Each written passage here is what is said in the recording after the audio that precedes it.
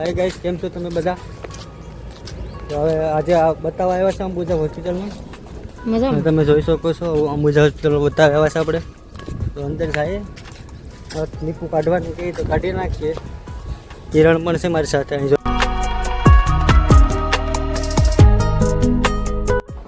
હવે આપણો એક્સરે કાઢવાનો છે.